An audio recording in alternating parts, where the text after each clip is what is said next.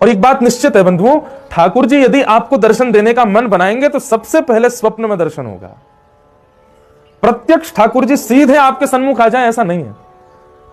3 सीढ़ियां हैं। सबसे पहली सीढ़ी है स्वप्न में ठाकुर जी का अनुभव होगा। या तो ठाकुर जी दिखेंगे, या ठाकुर जी का धाम दिखेगा, या ठाकुर जी का चिंतन और ठाकुर जी की उपासना, ठाकुर जी की रसलीला गाने वाले वैष्णव दिखेंगे, और या फिर स्वप्न में ठाकुर जी की अनुभूति होगी। तो ये प्रथम सीढ़ी है। ठाकुर जी यदि मिलने का मन बनाएंगे सबसे पहले स्वप्न में आएंगे। ठाकुर जी यदि मिलने का मन बनाएंगे तो दूसरी स्थिति क्या होगी? अनुभूति। जैसे अभी हवा स्पर्श कर रही है हमारे तन को, ऐसे कहीं ना कहीं ऐसी अनुभूति होगी कि ठाकुर जी हैं। फिर इत्र की सुगंधी आने पर यह नहीं लगेगा कि कोई फ्रेग्रेंस की दुकान पास में, यह लगेगा कि श्याम सुंदर तो नहीं घूम रहे हैं। मोर पंख देखकर के यह नहीं लगेगा कि मोर होगा पास में, बल्कि ऐसी भावना आएगी कि कहीं श्याम सुंदर तो नहीं गुजर के गए। कहीं चंदन छिड़का हुआ दिख जाए तो यह भाव नहीं होगा कि किसी ने चंदन छिड़का है, बल्कि यह भाव आएगा श्री कृष्ण के चरणों में लगा हुआ कुमकुम ही तो नहीं है।